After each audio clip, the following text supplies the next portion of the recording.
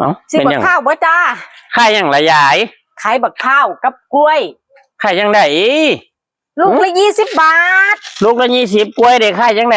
กล้วยนี่เครือละ50ย่าไป50หน่วยเขาได้ก่อนนะหน่วยละ20 350ซะไป350อยากกินพอดีเลยได้บ่บ่ได้ไปละนะโอ้ได้โอ้ได้ที่ขนาด350เนาะ350เอาง่ายขายง่ายทีละค่อยหมักอุ้ยจ่ายของเจ้าของเองมี40 บาทนะบ่พอแล้วจ่ายแบงค์100ได้บ่แบงค์100ก็ได้หรือสิลดให้40ลด40บ่ได้ก็ลดให้เลยเด้3 อัน50ก็ลดไปตั้ง10 บาทเลยดิที่จริง3 อันมันสิ60แม่นบ่แม่นอยู่นั่นล่ะอีกหน่อยนึงบ่ได้ติดอีกหน่อยนึงมันบ่มีเศษมันมีแต่แบงค์100นี่เอาแบงค์100เอาแบงค์100ก็ได้มีทอนบ่ได้อีหลีติเด้อนี่บ่ได้ขี้ลายนะต่อแค่นี้ก็บ่ให้มัน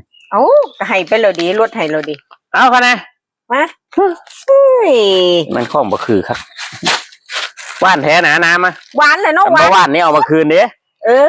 รับรองเลยล่ะข้าวปลูกเองดูแลอย่างดี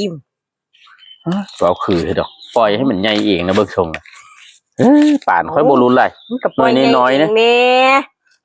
เอาคุยไปข้าวกินน้ำมันก็ต้องจังซั่นล่ะเนี่ยของบ่คือเอายายค่อยมีบ่ได้ค่อยมีค่อยมีแล้วอันนี้60เอาแบงค์100ก็คืนมา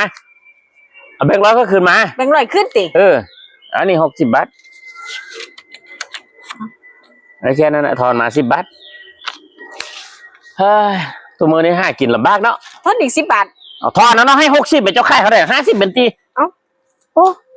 เจ้างงงี้อย่างเดียวเนี่ยเจ้างงงี้ยังก็งงกันตัวเจ้าค่าย350ค่อยให้60เอาว่าหันไปให้ไป50ติ50เบี้ยของเจ้าก็ค่อยเอาแบงค์100จ่ายแล้วเจ้าค่อยบ่มีมันบ่แล้วเจ้าก็พอค่อยมีเราค่อยเอามาให้เจ้าก็เอาแบงค์100คืนค่อยก็ให้60งงโอ้งงงี้ยังงงงี้ยังเนี่ยเป็นพ่อค้าแม่ค้าบ่ได้นี่แบบเนี้ยถึงเขาโกงนะแบบเนี้ยทอนมายกให้เบิ่งส่งคือจะบ่มีทองดอกบ่มีลีนล่ะบ่เนี่ยยกให้ซื้อราคาค่าทุนนั้นไปแล้วเด้อยายขอบใจหลายๆแม่นบ่ล่ะหือเรียน10อยู่นี่ไปใส่ล่ะหือ